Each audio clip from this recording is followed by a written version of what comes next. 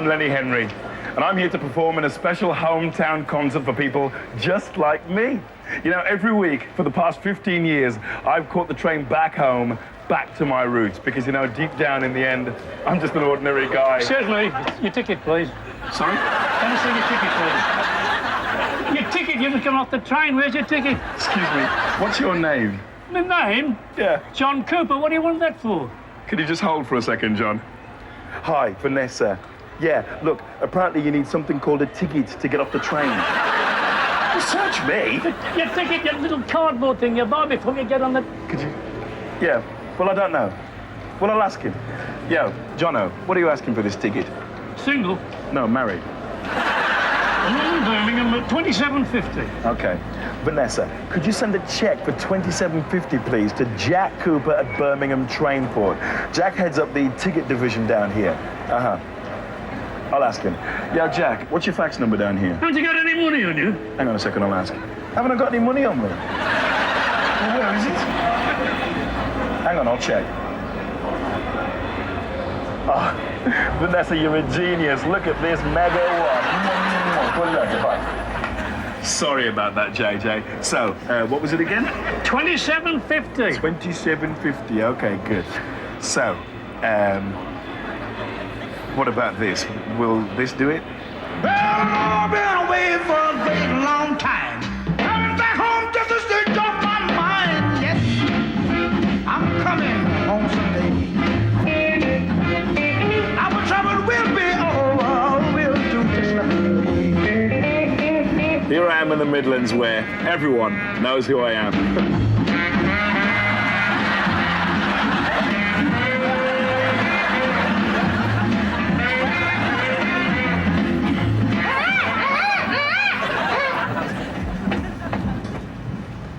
Are you Lenny Henry, please? Yes, I am. Brilliant. Can you get me Dawn French's autograph?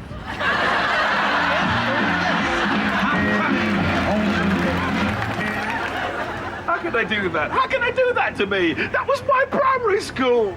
Do you understand what I'm saying, people? They knocked down my primary school and put up a bloody car park.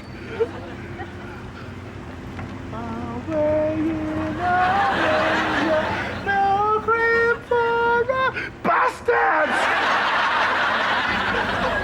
Well, they kind of knocked this place down. This is Mortimer Street, right round the corner from where I was born. And at the end of this street is Tesco's, but not just any old Tesco's. This is the Tesco's that gave me my first summer job stacking shelves when I was 12 years old, so... Where the bloody hell is it then? I know. It's the other side of the street. Bastards, they've done it again! They've knocked down Tesco's and put up a church! I don't waste my time. I don't like Every Saturday afternoon in the mid-70s, me and my mates would trawl all the shops in Birmingham looking for the biggest pair of flares we could find. And hey, look at these Oxford bags. We're talking car park size. And then back to the house, quick wash and brush up with plenty of brute. And then put your dancing shoes on and down that disco. Yeah! Excuse me, are you Lenny Henry?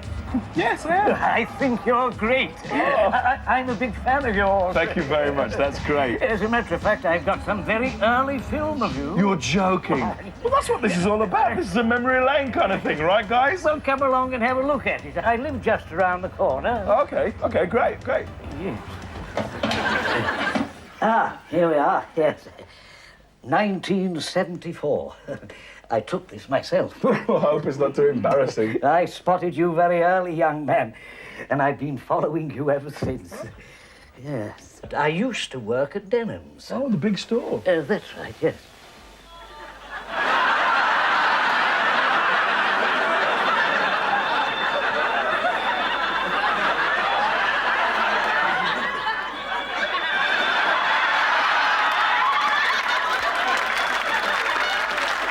Ladies and gentlemen, Lenny Henry!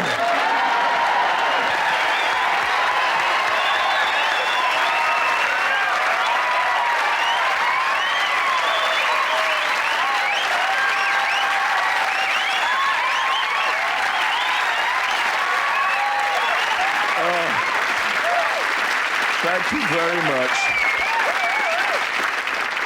Thank you very much indeed. What a fabulous audience. You're so brilliant. You're a very delightful audience. I want to take you all home because I'm trying to sell my house. So, no, I'm really, really pleased to be here. And there's just something about Midlands audiences, and I'm not just saying this because I was born around here and I'm from here, you know, but Midland audiences are quite ugly. So, I mean, just...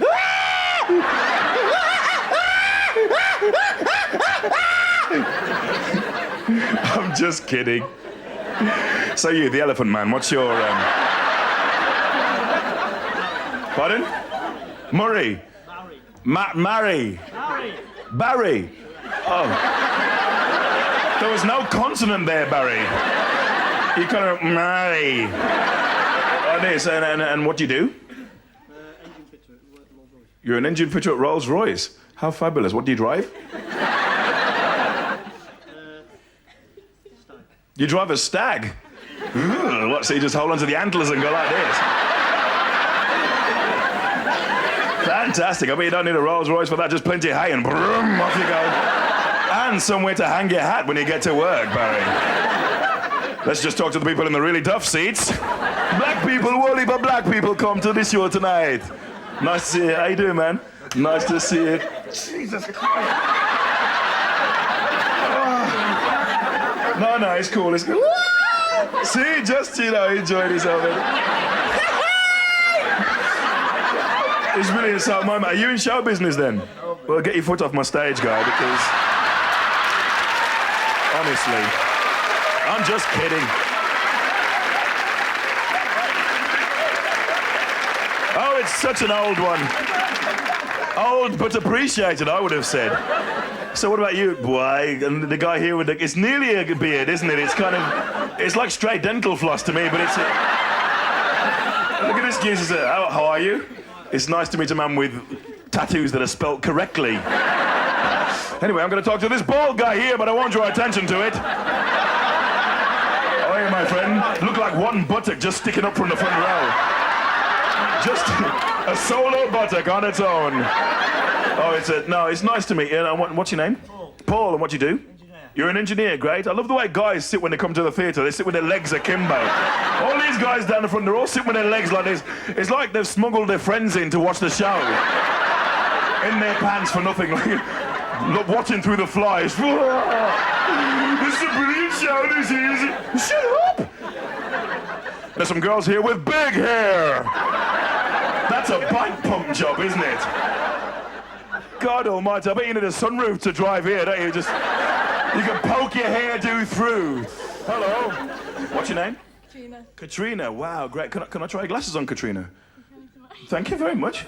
No, okay, because I'm interested in this. I'm always like... Bloody hell! My welcome to your world, Katrina.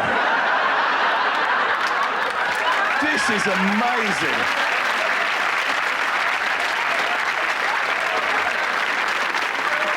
My God, Katrina, no wonder you moved back when I moved towards you. Must have been like, "Argh!" This is like being Marge Proops on crack. It's like... Yes, concerned of Coventry, your bollocks should be rectangular. It's like... My God! Katrina, I'm gonna give you these back because you need them, man. There, I'm back, see? Because I can see you laughing, but you're going... Len? See, everything has edges now, Katrina. Well, thanks very much for coming. You guys are ugly, but at least you're on time. I was 2 hours late today. I don't care. It's my show, I come when I like. Stroll in. I'm the late guy, that's me. I arrived 2 days late for meetings. I walk in like this.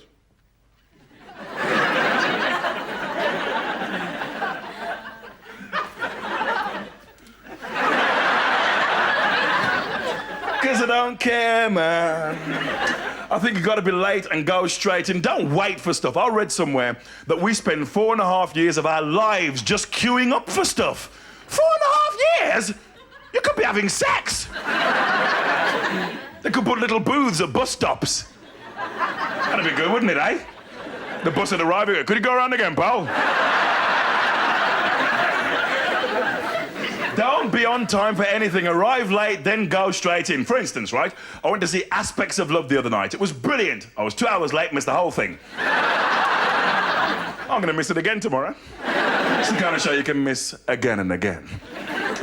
Just be late for everything. See, we're so hung up on punctuality in this country. You know, places like Jamaica, the whole country's late. Ever flown to Jamaica? Kingston Air Traffic Control is an answering machine. We can't come to the airport right now.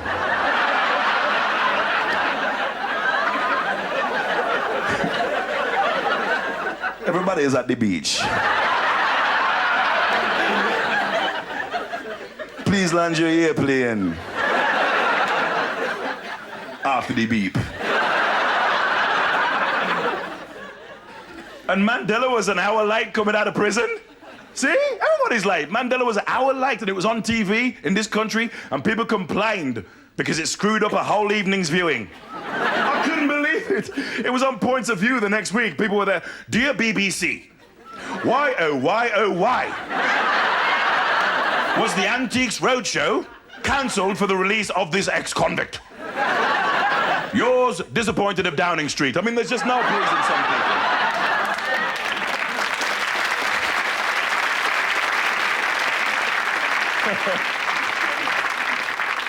And I was really chuffed to be on Mandela Day. It was great. Mandela Day was great. I got to meet all the stars backstage. I was hobnobbing, you know. Introducing them to each other. Sting, Fish, this is Bono. Bono, you know, The Edge, Salt, Pepper, Meatloaf. Why don't you guys club together and buy yourself a decent frigging surname? What's the next generation of rock stars going to be called? And now, will you please welcome the mighty Buh? It's ridiculous. I got to meet Patti LaBelle, man. She walked in, she looked great. She had on this white, floor-length fur coat. Looked like a dead polar bear on her back, like. She was trying to justify it to Chrissy Hind, who's a rampant vegetarian. Listen, honey, it would never have got the chance to meet Nelson Mandela if it was alive.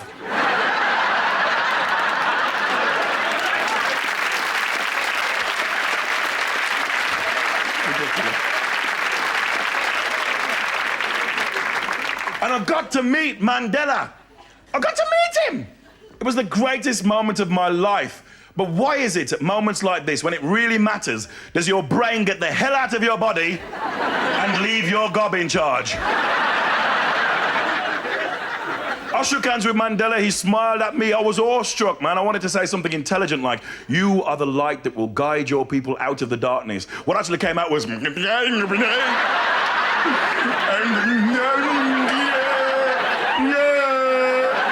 must have walked away going, who was that dickhead?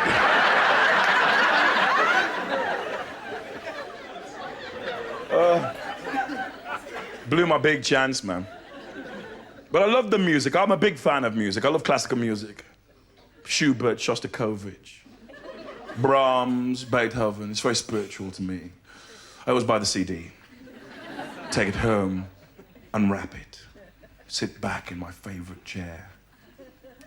And then I put a James Brown album on because it's bloody annoying, isn't it, classical music? It's bloody poncy, isn't it, classical music?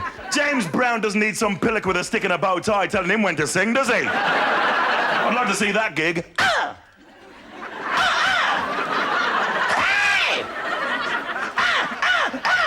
got ants in the pants and I need to dance! I really like pop music, which is why I get so pissed off when I watch Top of the Pops on a Thursday night. Because there's some pap around at the moment, isn't there? Isn't it crap at the moment? I want to get Sonia and go like this. Thank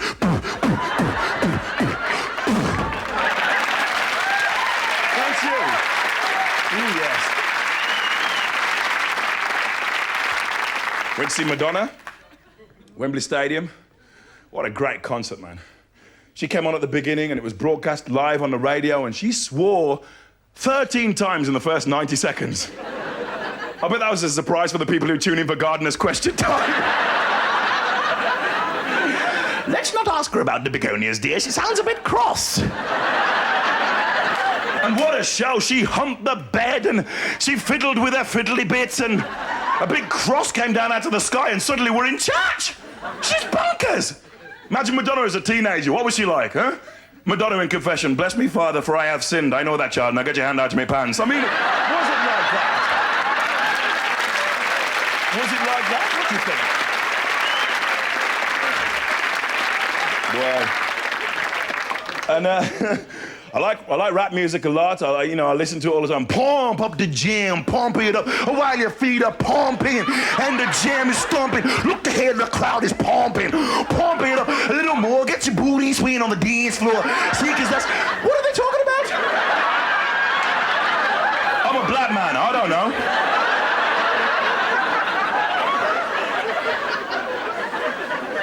The other one's Black Box. Remember that when they sampled that woman's voice, Lolita Holloway, and put it at the record, and it was a big hit last year, #1 for 7 weeks or something.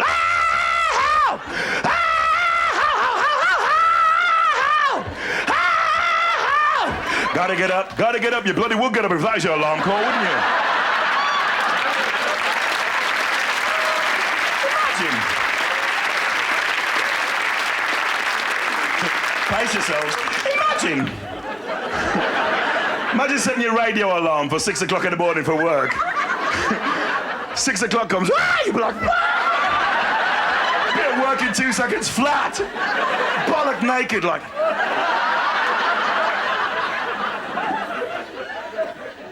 Funny, man. And the remixes are annoying now.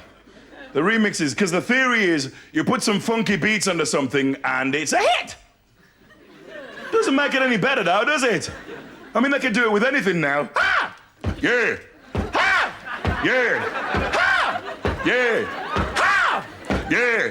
Ha! Who do you think you are kidding, Mr. Hitler? Bollocks, I don't go for it. Don't buy that shit. All the rock and roll skeletons are coming out of the cupboard. I was going to go see the Stones. But Keith cut his finger, so he couldn't play the guitar, so they cancelled the gig. Oh, because Keith cut his widow finger. He cut his widow finger, so he couldn't play the gig. Oh. I'm sorry, this is a man who shot enough smack into his body to make an elephant go, hey. I'm one of the few people who bought Keith Richards' solo album. I know pain. Because he can play guitar, but the man can't sing. I'll put it on, it came on.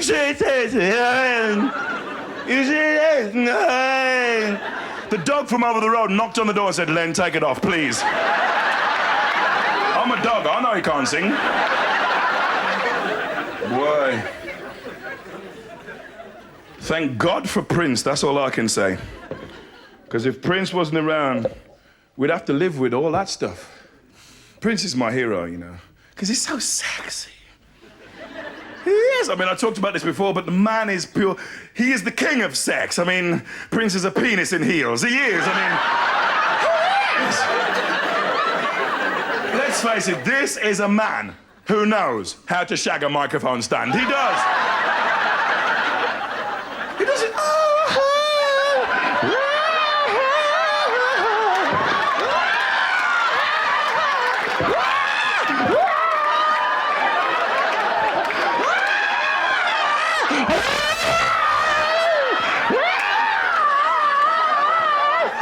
And you know that after a gig, he goes back to his hotel room and waiting for him on the bed, 6 naked microphone stands. One day he's gonna get a big surprise, a big black amplifier is gonna walk in and say, I told you to leave my daughters alone.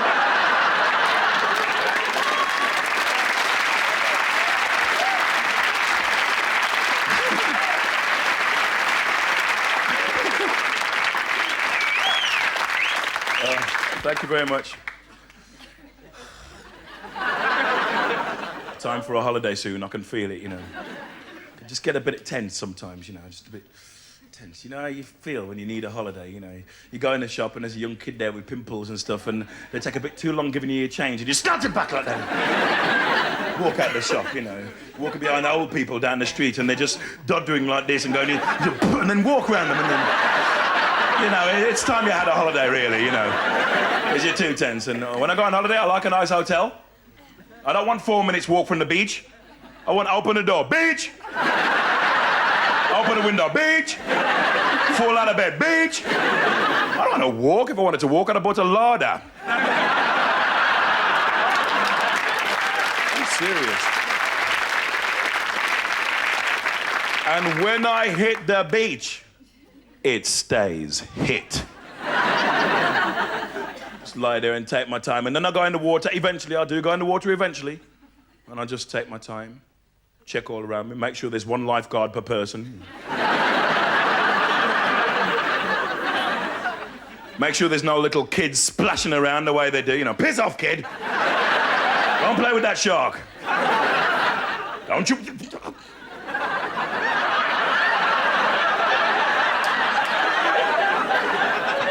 And then I go in 3 inches an hour, just in case it's cold.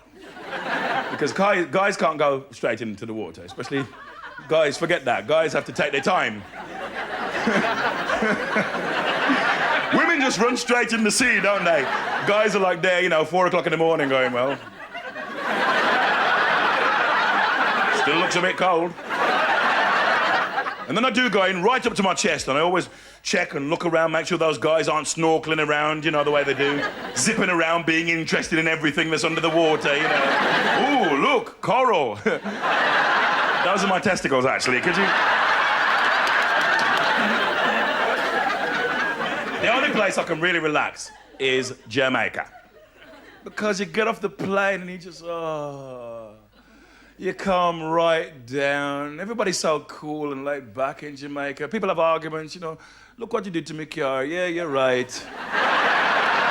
Come and have a drink because there's no fuss in Jamaica. Everybody's just cool and, you know, easy and just nice. And I thought, well, because they're so cool, what do they do when they want to have a break from all of that, you know? I suppose they ring the travel agent to say, I want to go somewhere where there's plenty of tension. I need some angst and hassle and stress, you know? No, I did the Gaza Strip last year. Beirut is the place for me. It's true, you watch the news, there's always 2 Jamaican guys in the background ducking bullets and going, yeah. I feel really uptight, you know? Go and stand by that tank. Blows and skirt, this is a good holiday.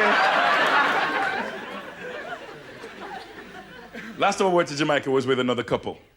And the guy in the couple, Brian, was the whitest person I've ever seen in my life. Brian was so white, albinos were walking up to him in the street saying, you need to get a little sun. That's how white Brian was. We were on holiday the second day, hanging out, big baggy shorts, having a great time. Brian walks up to me, you know, and he says, hey, Len, you got any stuff?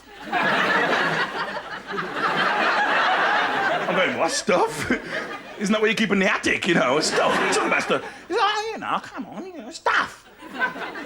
Ganja.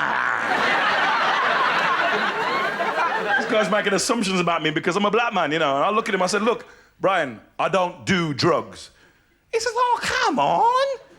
You come to Jamaica, it's the national dish, you gotta try ganja. If you don't come to Jamaica and try ganja, let's not going to America and not having a beef burger. That's like going to England and not having a doner kebab, you know? I mean, I said, well, why have I got I haven't got any. He said, well, buy some for me. I said, what am I buying? I can't buy stuff for you. He says, I'll go on, Lynn. I look like a milk bottle. If I go and buy ganja, everybody will know what my game is, you know? So I didn't want to spoil the holiday, so I helped him, all right? I helped him. So, you know, I thought, well, ganja. And bearing in mind that I am hip. I did the hippest thing I know. I thought, ganja. I looked in the Jamaican Yellow Pages under G. I was like...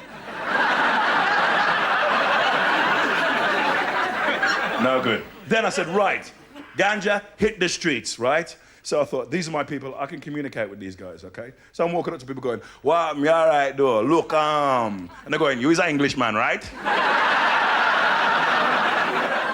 I got to another guy, I say, "Roots and culture and style and fashion and Bob Marley and the Wailers, Rastafari." He says, "You is from Dudley, ain't it?"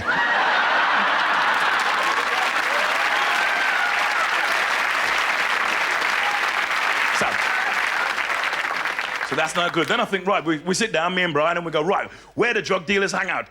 That's right, they hang around outside the school gates, don't they, the bastards? Right, let's go. So we go down to the local school, and I see this guy over there, you know, so I cross over the road, and I go and talk to him. I say, "What? Yeah." He says, "You as Englishman?" I say, yes, I've done that one. I says, "Look, could I have a word with you for a second?" He says, yeah. Let's walk. I said, "Listen, you know, do you know where I can get some stuff?" He says, "Stuff? What kind of stuff?" "Let's walk." I said, "Well, you know, stuff, marijuana, ganja, you know." He said, "Ganja? You want ganja? Let's walk." Have you ever tried to buy drugs from a lollipop, man? It's impossible.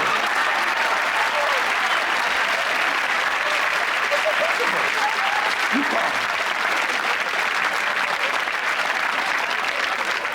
So that was no good. He didn't know what I was talking about. So eventually we suss out that you can get it from the marketplace. So we go down the marketplace, and on the way there, I'm saying to Brian, you know, "Come on, Brian, we've seen Miami Vice. This is what you got to do if you want to buy drugs. You got to be cool. You got to look like you've done it before. You got to look like you belong." We both walk into the marketplace like this. We might as well have had "Where's the Ganja" t-shirts on.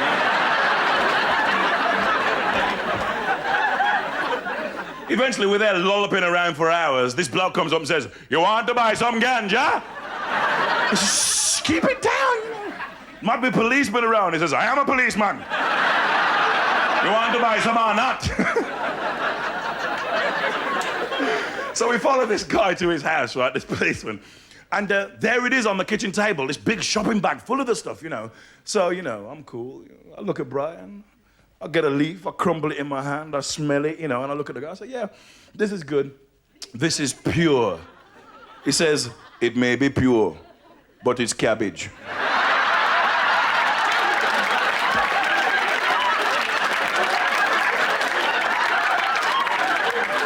The real thing. The real thing is over here.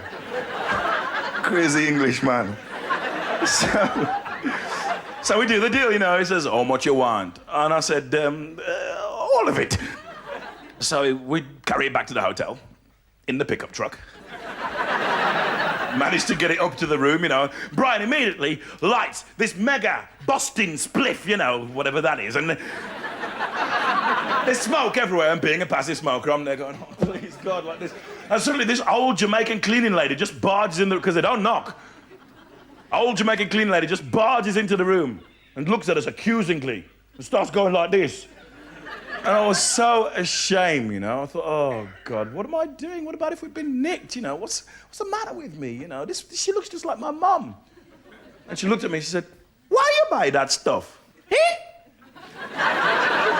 Is why you buy that stuff? Why didn't you buy it from me? It's much cheaper."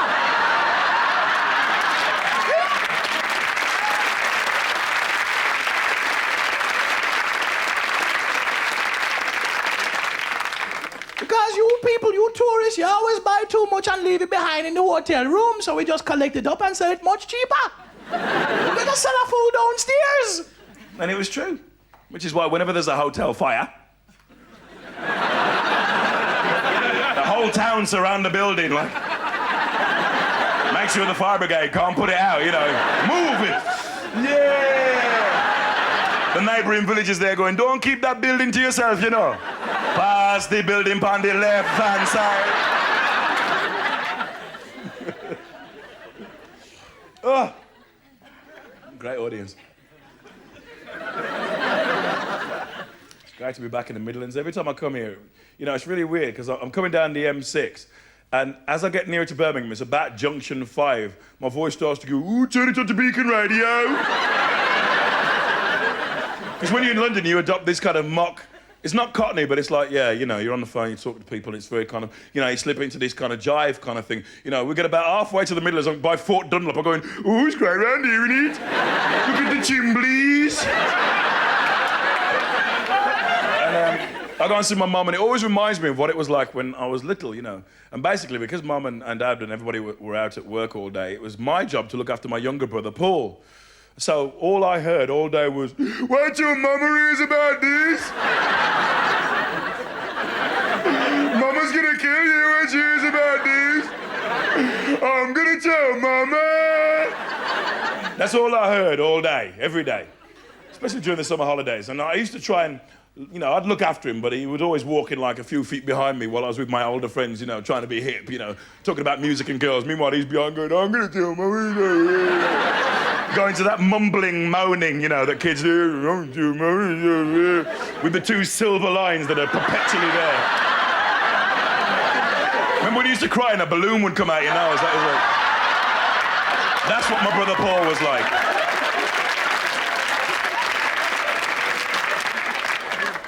One day we took him to the swing park, and I was with my older friends, and Paul was there, and I was talking to my older friends about girls and about, you know, whatever. And my brother Paul just walked in front of one of the swings, just at the moment that one of my friends let go of a swing, and it hit him right in the mouth. It was like my friend was doing an experiment. He said, oh, you never see that in the cartoons, do you? Oh, look, I thought it was going to go through his head and come all the way back. You don't see that in the cartoons. Look at all the teeth on the floor. You never see that in the Flintstones, do you? Cool, look at that. Paul's going, thank you, gang. You thank you, you go plug it off. I'm going to tell what about you. I'm going to carry you like this. And when I got Paul home, I tried to sneak past my mum, but she was like, Mum radar was out, you know. What happened to Paul's teeth? I tried to think of something. They just fell out.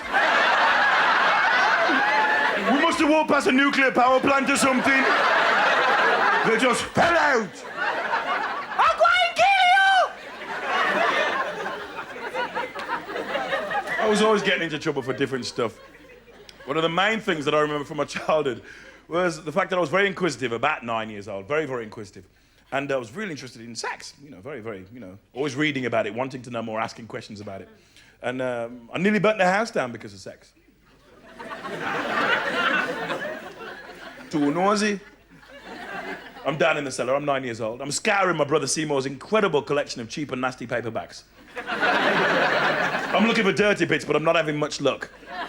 Because they were all early 60s westerns with crap titles like Whip Off My Chap's Chimichanga, you know. The Man with Two Weapons, you know. There were no lights in the cellar because of my dad. My dad was a normal dad, you know, he'd work hard all day. And then he'd come home from work and walk into the living room where we were watching TV, and he'd just switch over. Do all dads do this, or was it just... You just walk in like this, you know. I want to watch the cricket. Stop bloody crying. I want to watch what I want to watch. Bloody Top Cat. Buy your own TV. Bloody Pixie and Dixie. It was my dad. He never fixed the lights in the cellar, which is why I was down there reading in the near dark. So I improvised. I got an old milk bottle, filled it with paraffin. This is a true story. Put some old newspaper in the top and lit it.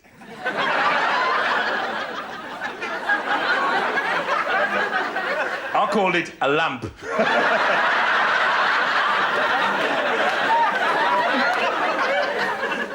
I think older, wiser people might have called it a Molotov cocktail.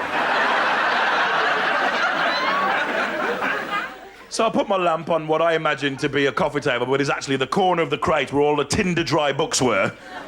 I balance it on the corner, you know, safely. And I'm reading my book, and I'm trying to get myself turned on, but I'm only 9, I don't know how, you know. Tweaking my elbows, rubbing my ankles. Suddenly, one of these involuntary spasms, which is the closest I got to an orgasm all afternoon, knocked my lamp, or the incendiary device, as it can now be correctly called, into the crate of Tinder dry books and sent a 4-foot column of flame going past my nose. Fire.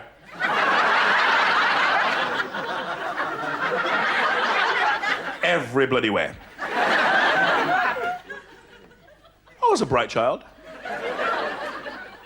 I knew this was an emergency. I ran upstairs, man. I got a saucepan, I filled it with water, ran back downstairs, threw the water. Only I've chosen one of those itsy-weetsy saucepans to boil a single bloody egg in. I threw the water, got about halfway there and went sss. I had the typical 9-year-old reaction. Oh, shit.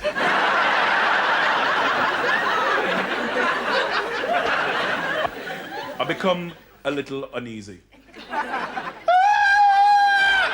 Mom's gonna kill me for this. What am I gonna do to Mama? Because Mum was a disciplinarian in our family.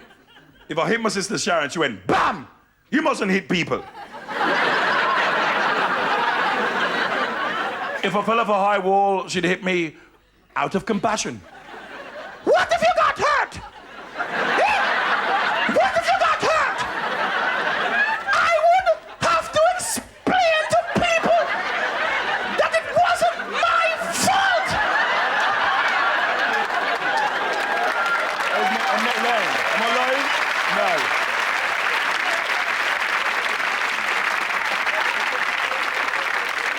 So what's she gonna do when she finds out I burnt the house down, jerking me gherkin? I'm in big bloody trouble. I decide to call the fire brigade. I run into the hallway. I forgot, we don't have a phone. The nearest phone box is a 5-minute run. I do the journey in 1 minute. I come back to the house. It's still on fire. The lino in the kitchen's bubbling. I decide to kill myself. I get a little plastic knife out of the knife drawer. A little plastic one, you know, a blunt one, you know, and I push it, well, not too hard into, well, I didn't want to hurt myself, you know. You ever cut yourself? It bloody hurts, that does. And I can't kill myself. What's God gonna say? So, whilst you were flogging your log, you burnt your house down and then you did yourself in. That's masturbation, arson, and suicide. Nice work, youngster. Going down. The fire brigade arrived, put the fire out. Mum's gonna be home any second. I'll try and get one of the firemen to adopt me, you know.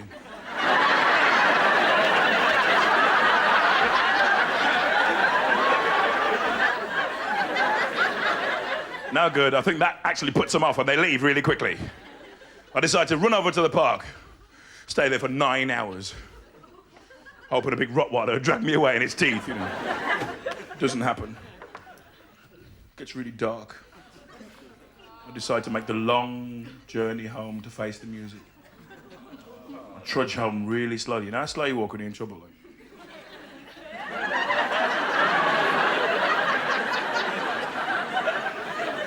A tortoise with one leg overtakes me like... I get to the front door. Open it. No gunfire. I walk in the living room, Mum's there. I hit the fetal position. She says, Len, get up. You know how people have those out-of-body experiences? Well, right at that precise moment, I wanted one.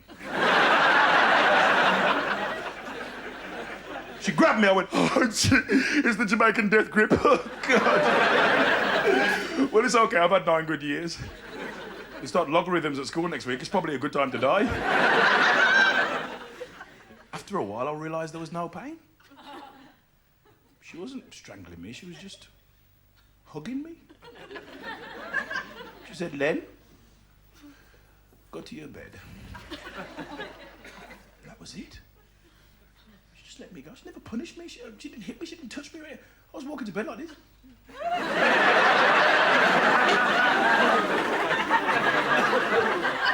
Got into my bedroom, put on my pajamas, you know. Waited up for a few hours, waiting for that little surprise. What about this fire? It never happened. She never touched me. I'm really, really grateful to her for that. You know, she taught me a great lesson. spare the rod and all that stuff. She set a great example for me, and we're very, very close. I love my mum. I know this is corny, but I love my mum very much now. And she's a cool person. She's dead nice. And she comes to visit us all the time. And last year she came to visit us just after we moved into our new house. Burnt the fucker to the ground.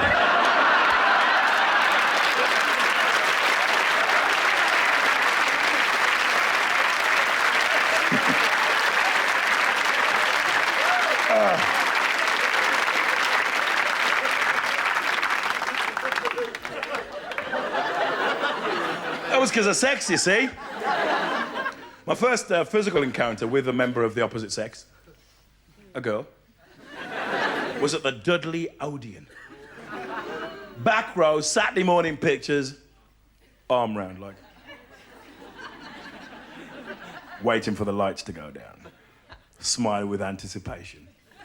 Because I knew there were certain things you could do in the dark. At the pictures. It had been agreed by the government. You could go outside upstairs, outside downstairs, inside upstairs, and the big winner, inside downstairs along the corridor without a back on. I don't know what it meant either, but it sounded more exhausting than shagging, you know. So as not to upset your girlfriend, right? You had to make sure that all preliminary touching seemed like an accident. You know, so you had to plan it out. You had to plan out how you did it. So the lights went down. I went to the toilet. I came back. Accidentally on purpose tripped. Did a double somersault, then a backflip. Landed with my head in the girl's lap with my pants around my ankles.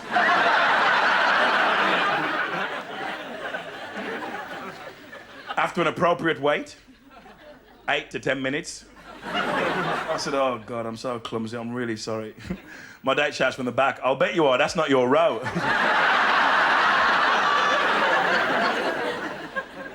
You had to have so much courage, didn't you, to ask a girl out. I used to drink and drink and drink and drink and then do it, you know. Up until I was 22, I thought all girls swayed from side to side. Like.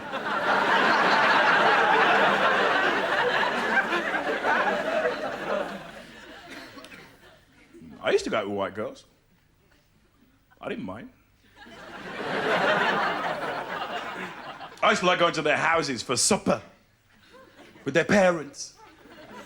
I like to arrive 20 minutes early and catch their parents peeling the labels off Cape apples. Like, oh, shit.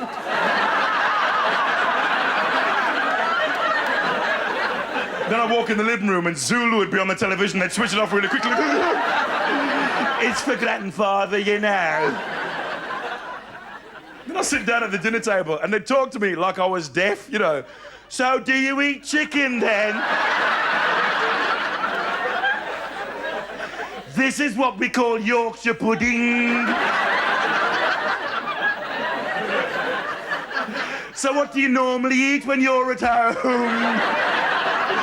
I always felt they'd be disappointed if I didn't say something like witchetty grubs and bark and old mud.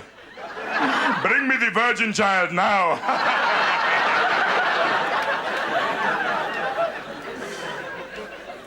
So I had to spite with just snog on the carpet all night and fiddle around. And trouble is, if you're going to do that stuff now, you've got to wear a Jimmy hat. I think you know what I'm talking about. I'm talking about, of course, the condom.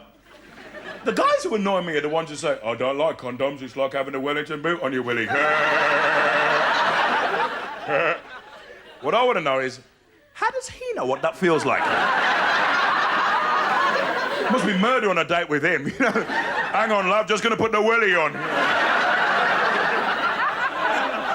Look at the tread on that.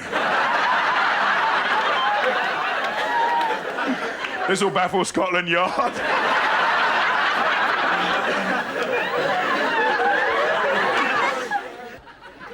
The people who frighten me are the people who like their sex with a hint of pain. Just a whisper of a smack on the bottom with a machete. So people down here nudging each other like... What's going on with these people? Hasn't anybody at one of these kinky sex parties ever said, that bloody hurt me, that dude? She's a maniac with that whip, that woman is. The one over there in the studded knickers, she's horrible. Get away from me with that sheep prodder, pal. I'm going home. I thought this was a chip shop.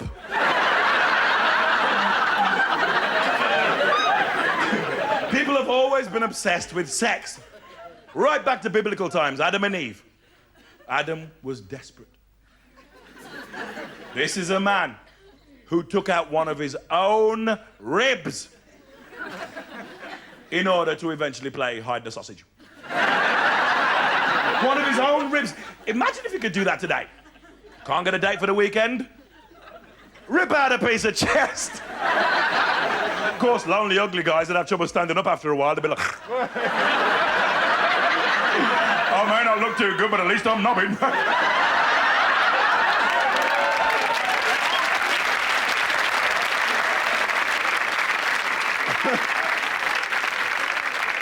But that's not real sex. That's not real cover me in peanut butter, pour Guinness off my head and lick it off sex. Oh no, sorry, matey Bob. Real sex is when you first meet someone and it's passionate and glorious and it's exciting and you're never out of bed. It's like your genitals are made out of Velcro, you know. I love you. I know. Let's go out for dinner tonight. Let's stay in and not. Shall I feed the cat? We'll get another one. And then after 7 years of marriage, it's like this. Is that you breathing?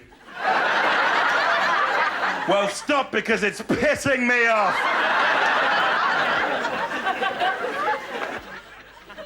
See, it's difficult to sustain a relationship. It's difficult to keep it interesting. In the olden days, they used to preserve an element of mystery by having separate beds in different countries.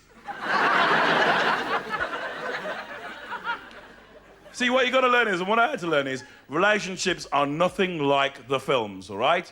It's just not. I mean, in a film like in the old days, Cary Grant or somebody would be doing the ironing, giving himself little burns, you know, and there'd always be some blonde babe who'd come out of the shadows and go, I'll do it. In reality, you could burn your bloody head off. Your wife's there going, you just have to learn, won't you?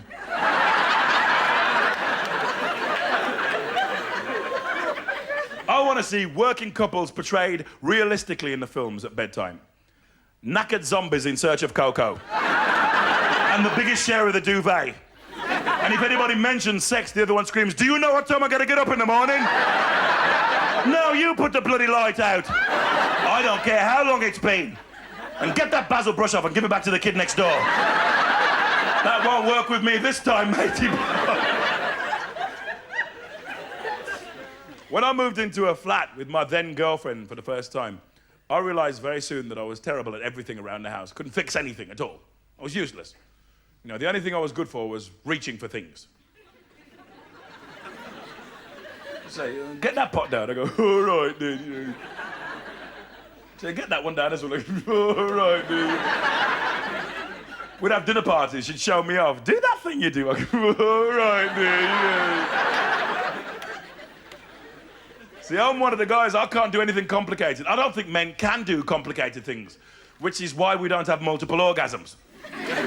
If men were as sexually sensitive as women, if men had as many erogenous zones as women, we'd be walking around like this all day. Turn it off! Turn it off!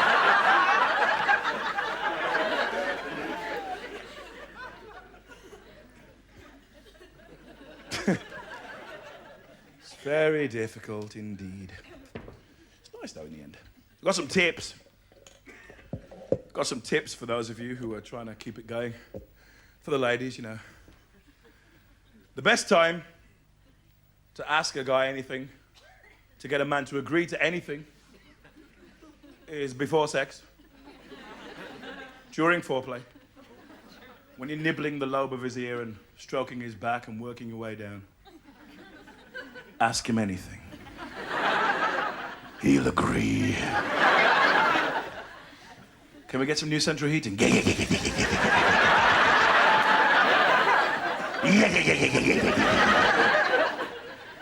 we look at carpets the weekend? Yes, yes! Can we? Yes, yes, yes! Anything, yes! This guy's gonna be doing odd jobs until a week past his death. Just for the chance of a good shagging. Why not? That's what I say. The worst time, ask a man to do anything the worst time to get any sense out of a man at all is after sex. Because men's brains just, for some reason, don't function after an orgasm. Something snaps. I don't know what it is. Try it. Make love to a guy, then ask him a question. Did you go to the bank today? Hey, Dick.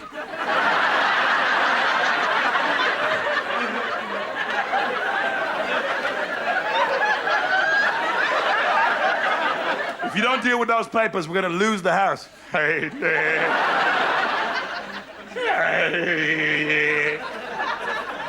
When are you going to take your share of the responsibility in this relationship? Can we do it again? Just after I've had this little sleep.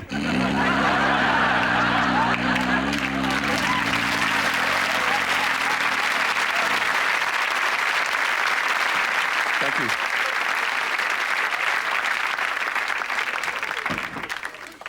Thank you. Had a nice show. I've enjoyed myself. You've heard about some of my likes and dislikes. I don't like racism very much. I'm not mad keen on the National Front. Because you don't know who they are, do you? You know.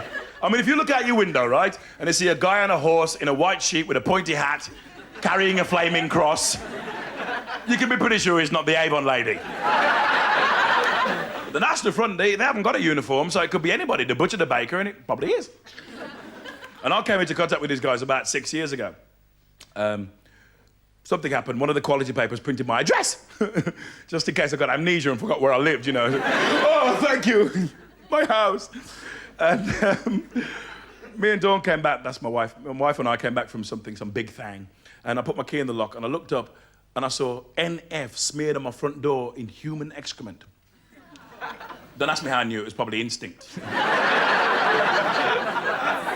That and the 400 flies buzzing around my door knocker, you know. Bloody hate flies. And they pushed it through the letterbox as well. And I'd had correspondence from these people before, except not as gooey. And it was before I got married. They sent a letter to one of my gigs. And there were loads of insults in it about interbreeding. I think they were pissed off because I'm a man and Dawn's a woman. And there were loads of insults in this letter. They called me a coon. But they spelt it wrong. They spelt it with an O and an E. He said, you were nothing but a fucking cone, you know.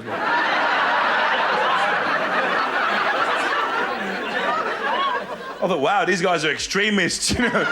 Not only racial slurs, but geometric ones as well, you know.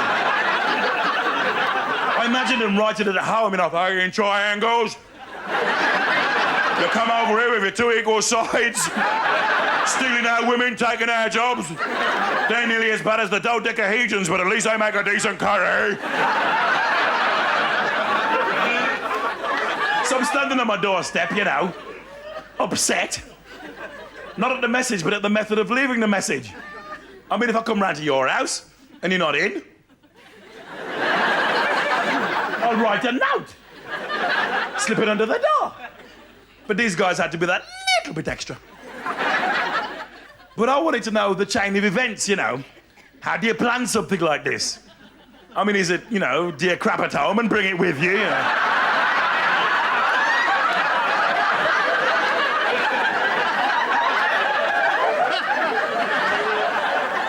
Is it a spur of the moment thing? Are you bopping down the street with your pals? Do you suddenly say, hang on, Terry, forget about the spray paint. I got something else and it's free. And it was written right up there on my front door. How did he get it up there? They must have dropped his pants, picked him up and squeezed him like a human icing gun, you know.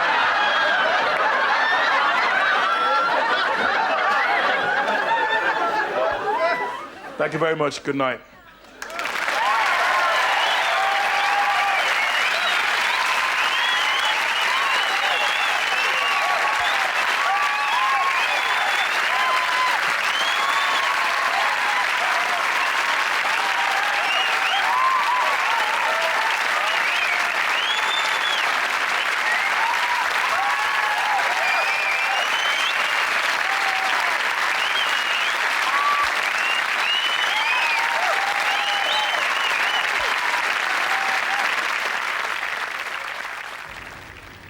If we're talking about showbiz roots, mine are right in here.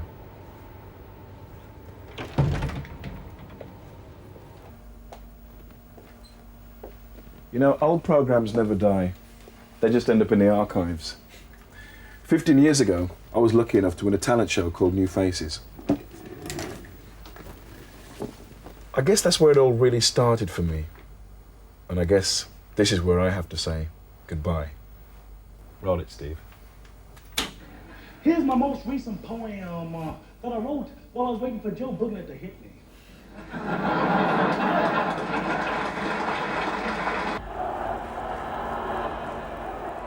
What the bloody hell's going on?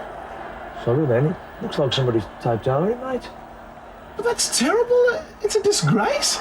You're telling me you should have scored from there. Don't change that lock, don't slam that door. Coming back home just to see you once more. I say yes, oh yes, I'm coming home someday. I will travel with Bill, always just let me play.